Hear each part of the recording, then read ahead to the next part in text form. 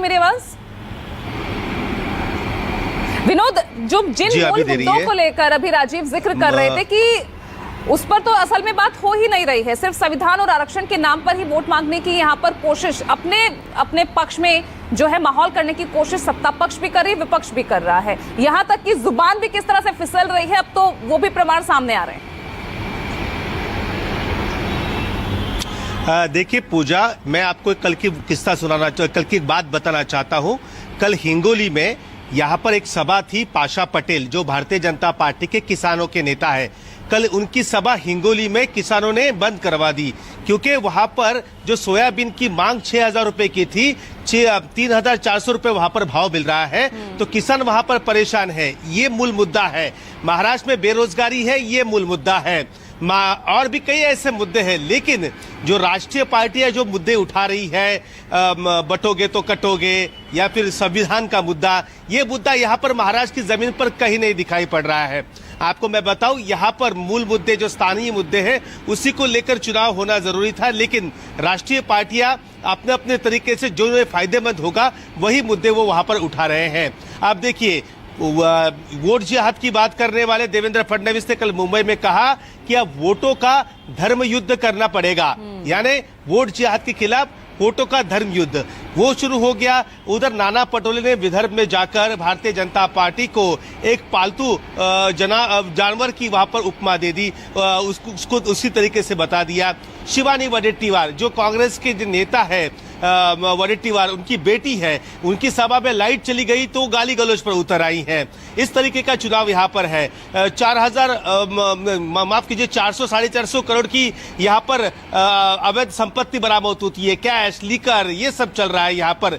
मूल मुद्दों से यहाँ पर सभी पार्टियां भटक चुकी है, चाहे वो राष्ट्रीय पार्टियां हो या फिर क्षेत्रीय दल हो। उद्धव ठाकरे भी हर जगह जा रहे हैं, वो कह रहे हैं कि गद्दारों को हमें गाड़ना है। उद्धव ठाकरे ये नहीं बता रहे हैं कि अगले 5 साल में उनका विजन क्या रहेगा, उनकी सरकार आती है तो किस तरीके को मुंबई को आगे लेकर जाएंगे, वो मुंबई जो देश का आर्थिक केंद्र है उसे कैसे आगे लेकर जाएंगे, लेकिन वो भी यहाँ पर कुछ नहीं बता पा रहे हैं।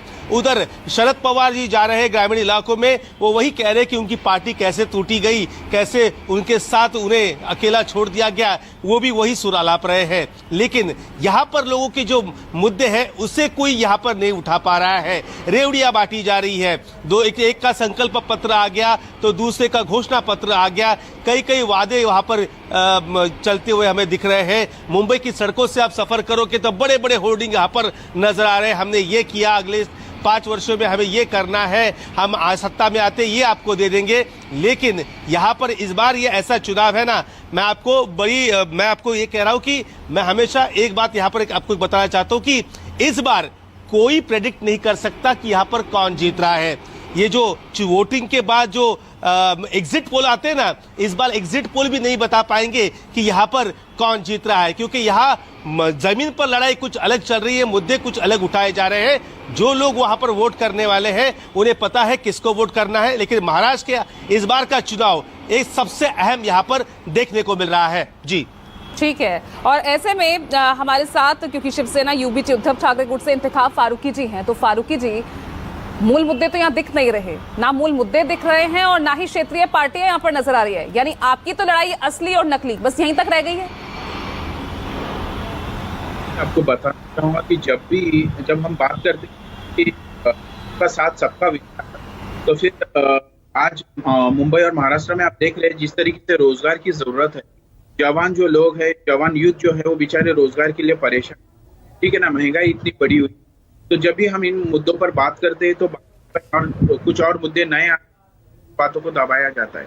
अभी ऐसा है कि जो महाराष्ट्र की जो जनता है वो चाहती है कि बेहतर रोजगार मिले, और एक हमारी जो सरकार है अभी महाविकास पार्टी सरकार, ये अभी बहुत तरीके से हमारे जो कैंडिडेट्स है वो सब मेहनत कर रहे हैं, सड़कों पर उतरे हुए हैं। वो चाहते हैं कि सड़कें अच्छी हो, लोगों को अच्छा एजुकेशन मिले, जवानों को, बच्चों को अच्छा एजुकेशन मिले, और जो महंगाई है उससे क्या है, हर आम आदमी जो काम कर रहा है आज की तारीख में वो चाहता है कि उसको 2 पैसा बचे और वो अपनी फैमिली को एक अच्छी लाइफ दे सके। लेकिन जिस तरीके से महंगाई बढ़ी हुई है, आज लोग परेशान हैं, तो लोग चाहते हैं कि हमें एक अच्छा सरकार मिले, एक अच्छी गवर्नमेंट मिले, जिससे हम लोग आज हम आगे आ सके और अपने बच्चों को एक अच्छा भविष्य दे सके। ठीक है ना। तो हम यही चाहते हैं कि आज लोग जो है वो जानते हैं कि हम लोगों को एक वो चाहिए जो हमारी मदद कर सके। और आज जिस तरीके से हालात हो चुके, आप भी देख रहे हैं, हम भी देख रहे हैं। लेकिन तो हम कौन कर रहा है इस महंगाई की बात, इस बेरोजगारी की बात? बयानों में तो गद्दार गुदार यही सब सुनाई दे रहा है। देखिए, आपको बताने तरीके से आज जो हमारे ये कैंडिडेट्स है, अब जो गए हैं उनके बारे में बात करके कुछ मतलब तो है नहीं, जो लेकिन इस समय में जो हमारे कैंडिडेट अभी सिलेक्ट कर उतारे वो बहुत अच्छे है, उनका लोगों में अच्छा उनका परिचय है और उन्होंने काफी काम किया हुआ है। तो आने वाले समय में ये काफी कैंडिडेट्स जो है वो अच्छा जीत कर आएंगे और एक वापस से एक बार महाविकास आघाड़ी की सरकार आपको देखने मिलेगी। विनोद, कुछ कह रहे हैं आप? ये शिवसेना यूबीटी की जो प्रवक्ता है, मुझे उनसे एक ही बात कहनी है। वो हमें अभी कह रहे थे कि महंगाई सब मुद्दे। कल उद्धव ठाकरे एक जगह सभा के लिए गए थे, उनके हेलीकॉप्टर में उनकी बैग वहां पर चेक की गई, तो उन्होंने उसका वीडियो बनाकर सोशल मीडिया पर फैला दिया कि देखो मेरी बैग चेक हो रही है, अमित शाह और मोदी की नहीं हो रही है। परभणी में 3 दिन पहले अजित पवार का बैग चेक किया गया, 5 तारीख को देवेंद्र फडणवीस का बैग चेक किया गया, एकनाथ शिंदे का बैग चेक किया जाता है। तो फिर ऐसे में ये उद्धव ठाकरे इतना हंगामा क्यों कर रहे हैं? बोले फारूकी साहब।